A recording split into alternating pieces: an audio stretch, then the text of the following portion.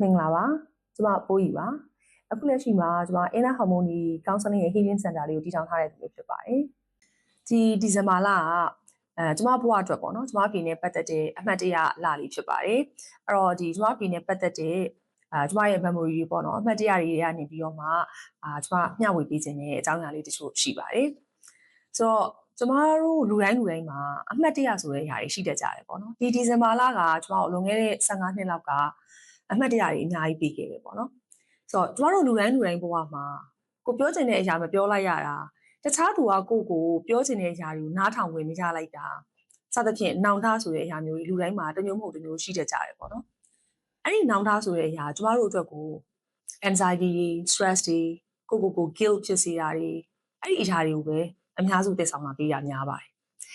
ကျမဘဝမှာဒီဇင်ဘာလဆိုလို့ရှိရင်ပေါ့နော်လွန်ခဲ့တဲ့15နှစ်ကကျမဘဝကိုနောင်တဆိုတဲ့အရာတွေကိုပြီးခဲ့တယ်အဲ့ဒီနောင်တကိုကျမ3နှစ်လောက်အထိခံစားခဲ့ရတယ်အဲ့ဒီ3နှစ်ကနေပြီးတော့ကျမအဲ့ဒါကိုကြော်လွန်ဖို့အတွက်စူးစမ်းဖြတ်သန်းခဲ့ရတယ်ပေါ့နော်ဆိုတော့အဲ့ဒါကိုကျမအဖေနဲ့ပတ်သက်တဲ့အမှတ်တရလေးတချို့နဲ့ကျမမျှဝေပေးချင်ပါတယ်လွန်ခဲ့တဲ့15နှစ်လောက်ကပေါ့နော်ဒီဇင်ဘာလမှာပေါ့နော်ဆိုတော့ကျမအဖေရဲ့အမှတ်တရအနေလေးရှိတယ်လို့ကျမပြောခဲ့တယ်ပေါ့နော်ဆိုတော့အဲ့ဒီအကြောင်းအရာနဲ့ဆက်ဆက်ပြီးတော့အရှင်ဦးဆုံးကျမအဖေနဲ့ကျမနဲ့ဂျားတွေက relationship ကိုကျမအရင်ဆုံးစပြီးတော့ပြပြပေးချင်ပါတယ်ကျမကမောင်နှမတွေမှာပေါ့နော်ကျမအထက်မှာအကိုရှိတယ်ကိုတွေရှိတယ်ပေါ့နော်ကျမအောက်မှာမောင်လေးရှိတယ်ပေါ့နော်ဆိုတော့ကျမအဖေကသူကသမီးမင်းကလေးအရန်လိုချင်တာရှင်းမှာတား2ယောက်မွေးပြီးသွားတဲ့အခါကျတော့သူကသမီးမင်းကလေးလိုချင်တယ်ပေါ့နော်လိုချင်တဲ့အခါကျတော့နောက်ကိုဝင်ကိုသမီးမင်းကလေးဖြစ်စီချင်တယ်ကိုဝင်ဆောင်တဲ့အခါကျတော့အမေကိုပေါ့နော်အဲ့တော့ကျမတို့ကအဖေကဘာလုပ်လဲဆိုတော့ရွှေတကုံဖျားမှာလေတားစုပန်တဲ့နေရာလေးတွေရှိတယ်တချို့သိရင်သိလိမ့်မယ်ပေါ့နော်တစ်ဖက်ကကြာဘူးလေးရယ်တစ်ဖက်ကတားယောက်ျားလေးပုံလေးရယ်စုပန်တဲ့နေရာရှိရယ်ပေါ့နော်အဲ့တော့အမေကိုဝင်စားရှိတဲ့အချိန်မှာအဖေနဲ့အမေနဲ့ကသူတို့သွားပြီးတော့တားစုပန်တယ်ပေါ့နော်ကိုဝင်မရှိခင်မှာလားမသိလို့တားစုပန်တယ်ပေါ့တားစုပန်တဲ့အခါကျတော့ကျမအဖေကအဲ့လိုကြာဘူးလေးရှိရဲ့မိန်းကလေးတောင်ကိုသမီးမိန်းကလေးရောက်လာဖို့အတွက်တားစုပန်တယ်ကျမအမေကကြတော့တားယောက်ျားလေးဘက်ကိုတားစုပန်တယ်အဲ့တော့ဘာလို့လဲဆိုတော့အမေအနေနဲ့ကကြတော့သူကဒီသမီးမိန်းကလေးတယောက်နဲ့တားယောက်ျားလေးတယောက်နဲ့ပြုစုပြောထောင်ရတာစိတ်ပူပန်ရတာမတူဘူးပေါ့နော်အဲ့တော့သူကတားယောက်ျားလေးပဲသူမွေးချင်တယ်ပေါ့အဖေကကြတော့မိန်းကလေးလိုချင်တယ်ပေါ့အဲ့တော့ကျွန်မအမေကိုဝင်ရှိပြီးတော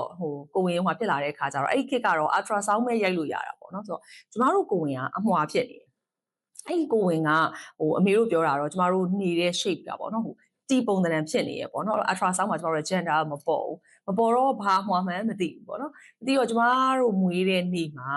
ကျမနဲ့ကျမအမွှာနဲ့ကအချင်းကတထိုင်နဲ့အမွှာပေါ့နော်ဆိုတော့ပထမဆုံးဖိုက်ခွဲပြီးတော့မွေးလိုက်တဲ့ထွက်လာတဲ့ကလေးကယောက်ျားလေးလဲဆိုတော့ကျမဖေကအရန်စိတ်ညစ်သွားတာပေါ့နော်ဟာလာပြန်ပြီးယောက်ျားလေးအမွှာပဲပေါ့နော်ဖြစ်မယ်ဆိုပြီးသူကစိတ်ညစ်သွားတယ်နောက်2မိနစ်မှာမင်းကလေးဆိုပြီးတော့တိလိုက်တဲ့အချိန်မှာကျမဖေကအရန်ပျော်ပြီးတော့ဆိုအဲ့ဒီခက်ကဆိုလို့ရှိရင်ပေါ့နော်ဒီဓမ္မောက်တို့ဘာတို့ကျွေးတဲ့အချိန်ဆိုတော့ကျမတို့အဲ့မွေးတဲ့ wall ထဲတစ်ခုလုံးအကုန်လုံးကိုဖေကပျော်ပြီးတော့သူကျွေးတာပေါ့နော်ဆိုတော့သူတောင်းထားတဲ့အတိုင်းပဲဒီသမီးမင်းကလေးရလာတယ်ဆိုတဲ့အတွက်ကျမဖေကကျမအရန်ချစ်တယ်အဲ့တော့ဒီနေရာမှာပေါ့နော်အရန်ချစ်တယ်ဆိုတဲ့နေရာမှာမိဘတိုင်းကသားသမီးတိုင်းကိုချစ်တယ်တချို့ကအဲ့ဒါကိုမခံစားမိရဖြစ်မယ်ဒါမှမဟုတ်လေတတိပမူမိရလည်းဖြစ်ကောင်းဖြစ်မယ်ဘယ်မိဘမဆိုကိုယ့်ရဲ့သားသမီးကိုတော့အကုန်လုံးကချစ်ကြတာကြီးပဲပေါ့နော်ကျမဆိုလိုတာကကျမနဲ့အဖေနဲ့ဂျားထဲမှာရှိနေတဲ့ relationship ကကြတော့အရန် close ဖြစ်တာကိုပြောချင်တာပေါ့နော်ကျမကြီးတင်လာတဲ့တောက်လျှောက်မှာလည်းအဖေနဲ့ကျမနဲ့အမိမပါဘဲနဲ့သွားတဲ့လမ်းတွေရှိတယ်နှစ်ယောက်တည်းတပူတွဲတွေအမြဲရှိတယ်နောက်ကျမတက်ကတူတက်တယ်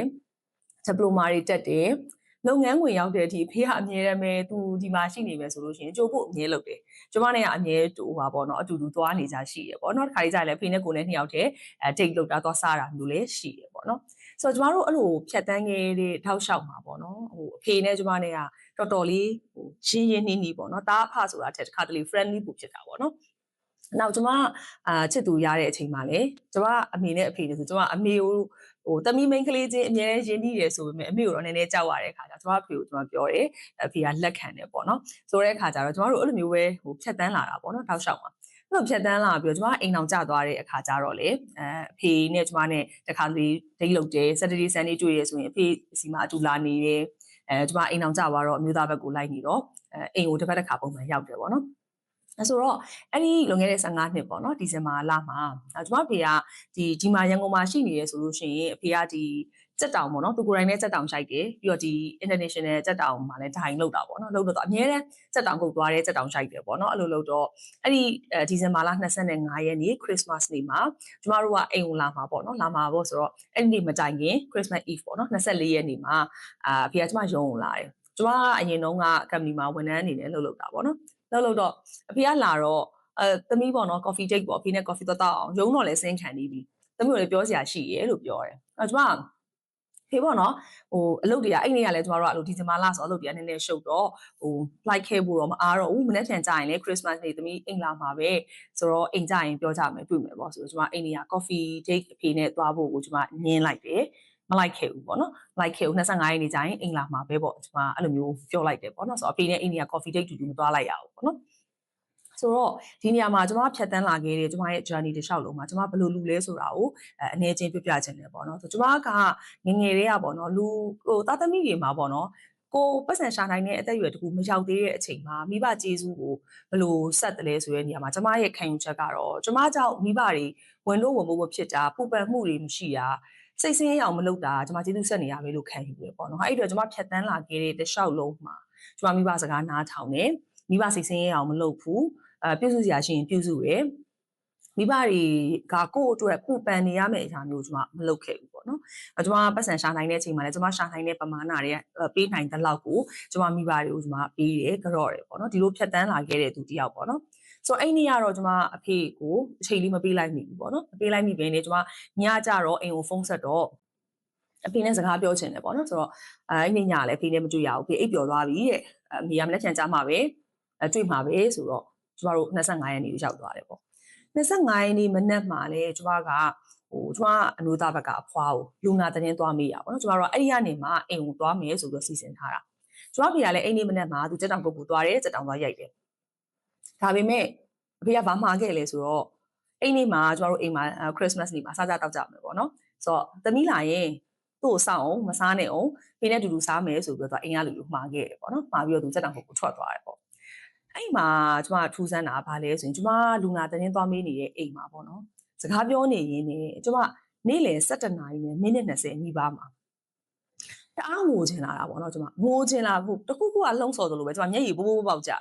အဲ့ခါကျကျမအားနာတာပေါ့နော်သူများအိမ်မှာလူနာတင်းသွားမေးနေချင်တာသူကတိုက်ခန်းလေးဆိုတော့ကျမတိုက်ခန်းအပြင်ထွက်ပြီးတော့အပြင်မှာသွားငိုနေတာငိုနေတော့ကျမမျိုးသားဘာဖြစ်လို့လဲဆိုတော့မပြောတတ်ဘူးရမ်းငိုချင်တာပဲလို့ပြောနေတဲ့အချိန်မှာကျမစီကိုဖုန်းဝင်လာတာကျမမောင်လေးကဆက်တာပေါ့နော်ဖေစင်းကိုတင်ထားရတယ်ဆိုတော့ကျမတေးချအောင်ပြန်ပြီးတာအဖေလားအမေလားလို့ပြန်ပြီးတာအမေကအမြဲတမ်းမဲနေမကောင်းဘူးစင်းအောင်စင်းကန်သွားနေရတယ်သူဆိုတော့ဟုတ်ဘူးတဲ့အဖေတဲ့ဆိုပြောတော့ကျမအဲ့ချိန်မှာကျမမျိုးသားကိုပြောတယ်မြင်လိုက်သွားတော့မယ်ပေါ့နော်သွားချင်တယ်ဆိုပြီးပြောတယ်သွားနေရတဲ့လမ်းခီးကရမ်းကြာနေလို့ခံစားရတာပေါ့နော်အဲ့ဒီလမ်းခီးမှာလည်းကျမအကူကကျမစီကို3ခါလောက်ဖုန်းဆက်တယ်မလာသေးဘူးလားလို့မေးတယ်ဒါကျမအဲ့ချိန်မှာခံစားလိုက်ရတာအဖေများတစ်ခုဖြစ်ပြီလားမသိဘူးလို့ကျမခံစားလိုက်ရတယ်ပေါ့နော်ဆိုတော့ကျမတို့စေးုံရောက်သွားတဲ့အချိန်မှာကျမမှမဟုတ်ဘူးဘယ်သူမှအဖေအသက်ကိုမမှီခဲ့ဘူးပေါ့နော်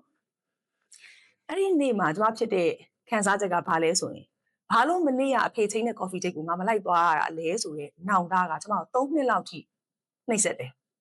အဲ့ဒီ3နှစ်အတွင်းမှာဘယ်လိုဖြတ်တန်းရမှာလဲမသိဘူးကျမနောက်ဆုံးဘယ်လောက်များဖြစ်လဲဆိုရင်အိမ်မက်များတစ်ခုခုပေးမလားဆိုပြီးတော့အဲ့လိုမျိုးကြီးရှောက်ပြီးတော့စဉ်းစားတာမျိုးရှိတယ်ပေါ့နော်ဆိုတဲ့အခါကျတော့ကျမတို့ဘဝမှာပေါ့နော်ဒါတောင်ကျမကလေစိုးခဲ့တဲ့သူထဲမှာမပါဘူးပေါ့နော်ကိုကျမအတက်နိုင်ဆုံးအကောင်းဆုံးနေထိုင်ခဲ့တဲ့လူဖြစ်တာထောင်မှအဲ့ဒီနေ့ကအဖေပြောချင်တဲ့စကားလေးကဘာလဲဆိုတော့အဲ့ဒီစကားကိုငါဘာလို့နားမထောင်လိုက်တာလဲငါဘာလို့လိုက်မသွားလိုက်တာလဲဆိုတဲ့ခံစားချက်ကကျမအများကြီးနှိပ်စက်စေရပေါ့နော်အဲ့တော့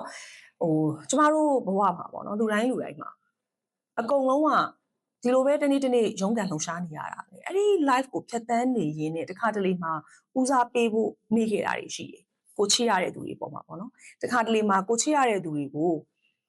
ပို့ပြီးတော့မှကိုယ့်ရဲ့လူရင်းတွေပဲဆိုပြီးတော့ကျမတို့ကအချိန်မပေးခဲ့ဘူးဦးစားမပေးခဲ့ဘူးတခုခုဆိုလို့ရှိရင်တခြားသူနဲ့လူစိမ်းနဲ့ကိုယ့်ရဲ့မိသားစုဝင်တွေလူရင်းနေတယ်ဆိုလို့ရှိရင်ဒီလူတွေကတော့ရပါတယ်ဆိုပြီးတော့ကျမတို့အမြဲတမ်းလုံးမိတဲ့ mindset တွေရှိတတ်တယ်ပေါ့နော်ဆိုတော့အဲ့အရာလေးတွေကကျမတို့ကိုနောင်တဆိုတဲ့အဖြစ်ပြောင်းသွားလို့ရှိရင်အများကြီးနှိမ့်ဆက်စေပါတယ်အဲ့တော့ကျမဒီအရာတွေကိုဘယ်လိုမျိုး overcome လုပ်ခဲ့လဲပေါ့နော်ဘယ်လိုကျမဖြတ်တန်းခဲ့လဲဆိုလို့ရှိရင်ကျမအဖေကပေါ့နော်အမြဲတမ်းအဖေအတွက်လည်းအဖေစီကနေကျမအမြဲတမ်း landing လုပ်လို့ရတဲ့အရာတွေကမကုန်နိုင်ဘူးပေါ့နော်သူကဘာလဲဆိုလို့ရှိရင်ကျမတို့အမြဲတမ်းပေါ့နော် သမီးရေဘလို့နေပါဘလို့ထိုင်ပါသမီးပုံစံကိုဘလို့ပြုတ်မှုပါလို့တခါမှကျမတို့သူသင်နေရမျိုးတွေမလုပ်ဘူးဒါပေမဲ့အများနဲ့ဗာပြလဲဆိုရင် modeling ပေါ့နော်သူအများနဲ့လုပ်ပြနေတာကျမဘဝတစ်လျှောက်လုံးမှာကျမအဲ့ဒါကိုသင်ယူခဲ့တာပေါ့နော်ဘဝမှာမှန်လို့မကျင့်နဲ့ပကြီးကားလို့ကျင့်ဆိုတဲ့စကားကိုဒါကျမမိဘတွေကသူတို့ငင်းတဲ့ကျင့်သုံးတယ်ပေါ့နော်ဆိုတော့အဖေကပေါ့နော်သူ့ကိုဘသူကဘာ feedback ပဲပြီးပြီးဘာပဲပြောပြောဒီခါလေကျမငယ်ငယ်တုန်းကဆိုအဖေ तू ကအဖေကိုအဲ့လိုသဘောမျိုးပြောနေတာလို့ကိုကပြောရင်တော့မှ तू ပြောတာသူကိစ္စပဲလေသမီးရဲ့အဖေကအဲ့လိုလူမှမဟုတ်တာဆိုပြီးတော့ကျမဖေကအဲ့ဒီသူ့ပေါ်ပြောတဲ့အရာတွေ तू ဘယ်တော့မှခေါင်းထဲမချေဘူး तू လုပ်ပေးနိုင်တယ်လို့ तू ကောင်းတာလုပ်ပေးခြင်းအဲ့လိုကောင်းတာလုပ်ပေးတယ်အကောင်းဆုံးတွေပဲ तू ပေးတယ်ပေါ့နော်ဆိုတဲ့အတွက်ကြောင့်မလို့ကျမအဲ့ဒီအရာတွေကို landing လုပ်ရင်းနဲ့ကျမအဖေရဲ့ဒီလိုမျိုးစိတ်ဓာတ်တွေဒီလိုမျိုးစိတ်ထားနိုင်မှုတွေဒီအရာတွေကိုကျမအများကြီးသင်ယူရင်းနဲ့ကိုယ့်ရဲ့ mental resilience ပိုပြီးကောင်းအောင်လို့ကျမကြော်ဖြတ်ခဲ့တာများတယ်ပေါ့နော်ကျမဖေက physically ရော mentally ရောအရန် smart ဖြစ်တဲ့အထက်မှာပါတယ်အဲအကြောင်းမို့လို့ကျမအဖေမရှိရောတဲ့နောက်ပိုင်းမှာဒီ3နှစ်အတွင်းမှာကျမခံစားခဲ့ရတဲ့အဖေဘာပြောစင်လဲမသိဘူးဖေကိုချိန်လေးမပေးလိုက်ရဘူးဆိုပြီးတနှုံနှုံနဲ့ခံစားနေရတဲ့အရာတွေကိုအဖေသာရှိနေဆိုရင်အဖေဘယ်လိုစိတ်ထားနဲ့ကြော်ဖြတ်မယ်ဆိုတဲ့အရာနဲ့ကျမ landing လုပ်ပြီးတော့မှကြော်ဖြတ်ခဲ့ရတာရှိပါတယ်ဒါကြောင့်မို့လို့ကျမကပေါ့နော်ဒီအခုဒီဇင်ဘာလ25ရက်နေ့ဆိုရင်ကျမဖေကျမတို့ထားပြီးတော့ထွက်သွားတာ15နှစ်ပြည့်ပြီပေါ့နော်ဆိုတော့အဲ့ဒီကနေပြီးတော့မှကျမသင်ယူလိုက်ရတယ်လို့ပဲဒီဗီဒီယိုကြည့်နေတဲ့သူတွေထဲမှာလည်းပေါ့နော်ကိုမိသားစုပေါ်မှာကိုချင်းရတဲ့သူတွေပေါ်မှာကိုအချိန်လေးတွေဖယ်ပေးခဲ့မိတာဒါမှမဟုတ်အဲ့လိုပဲနောက်နေ့ရှိပါသေးတယ်လို့ကျမတို့သဘောထားပြီးတော့မှပေါ့နော်သူတို့ဦးစားမပေးခဲ့တာလေးတွေသူတို့ပြောချင်တာလေးတွေနားမထောင်ပေးခဲ့ရတာလေးတွေရှိမယ်ဆိုလို့ရှိရင်ကိုယ့်ဘဝမှာအဲ့ဒါမျိုးလေးတွေရှိလားအဲ့ဒါလေးပြန်ပြီးတော့စဉ်းစားကြည့်ခြင်းနဲ့အခုချိန်ကနေစပြီးတော့မှကိုယ့်ရဲ့ဘဝမှာနောင်နာဆိုတဲ့အရာတွေမရှိအောင်နေထိုင်ရင်းနဲ့ဘဝမှာအေးချမ်းဆုံးဖြစ်တန်းစေခြင်းပါတယ်ကျမကိုယ်တိုင်လည်းအခုလက်ရှိမှာကျမအမေကြံနေတဲ့အတွက်ကြောင့်မို့လို့ပေါ့နော်နေ့ရက်တိုင်းပေါ့တရက်ချင်းစီကိုကျမနှောင်နှားမရှိအောင်လို့ကျမရဲ့လုံနိုင်စွမ်းတွေကလုပ်ပေးနိုင်တယ်လို့ပြောချင်တဲ့အရာတွေကိုချစ်တဲ့အကြောင်းပဲဖြစ်ဖြစ်မိကိုappreciate လုပ်တာပဲဖြစ်ဖြစ်အမေရဲ့ကျမ်းမာရေးအတွက်ပဲဖြစ်ဖြစ်မေဆိုပေမဲ့လည်းအမေရောဒီကျမပေးနာချစ်ရတဲ့သူတွေရောအကုန်လုံးပေါ့နော်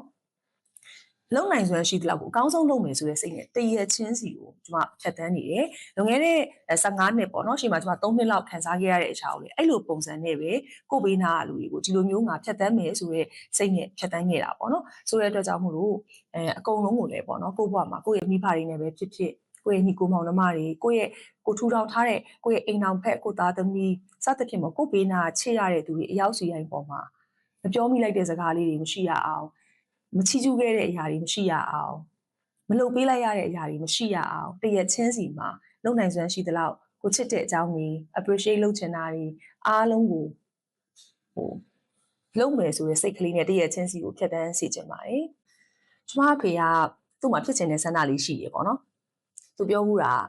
သူရဲ့ဆုံးသွားခဲ့မယ်ဆိုရင်တော့မှပေါ့နော်။သူရဲ့ဟိုအထိမ်းအမှတ်နေ့ကိုအမှတ်တရနေ့ကိုအဲ့ဒါမျိုးမှာဖြစ်ချင်တယ်ပေါ့နော်။အထူးသဖြင့်ပေါ့နော်ဒီလိုမျိုးဒီဇင်ဘာ25ပေါ့နော်လို့ Christmas လို့နေ့မျိုးမှာဆုံးသွားမယ်ဆိုရင်တဲ့ဒါအမှတ်တရဖြစ်နေရေဆိုပြီးတော့ဖေကပြောခဲ့ဘူးလေပေါ့နော်။ဆိုတော့တကယ်ပဲလေဒီဇင်ဘာ25ရက်နေ့မှာကျမဖေကကျမတို့အားလုံးထားပြီးတော့ထွက်သွားတာဖြစ်တယ်ပေါ့နော်။ဆိုတဲ့အတွက်ကြောင့်မလို့ဒီဗီဒီယိုလေးကလည်းအဖေကိုအမှတ်တရအဖြစ်နဲ့ရိုက်တာဖြစ်တဲ့အတွက်ကြောင့်မလို့ကျမတို့ဒီဗီဒီယိုလေးကိုဒီဇင်ဘာလ25ရက်နေ့ဒီဆုံးသွားတဲ့နေ့လေးမှာကျမရဲ့ YouTube channel မှာတင်မှာဖြစ်ပါတယ်ဒါကြောင့်ပေါ့နော်ဒီဗီဒီယိုလေးကိုအခုကြည့်ရှုနေတဲ့သူအရောက်စီတိုင်းကိုလည်း Merry Christmas လို့နှုတ်ဆက်ချင်ပါတယ် Christmas နေ့လေးမှာကိုချစ်ရတဲ့သူတွေကိုဘေးနားမှာရှိနေတဲ့သူအရောက်စီတိုင်းနဲ့ချစ်တဲ့အကြောင်းတွေပြောရင်းနဲ့အကောင်းဆုံးဖြည့်ဆည်းပေးရင်းနဲ့ Christmas နေ့လေးမှာပျော်ရွှင်စွာဖြတ်သန်းနိုင်ကြပါစေလို့ဆုမွန်ကောင်းတောင်းပေးပါတယ်ကျေးဇူးအများကြီးတင်ပါတယ်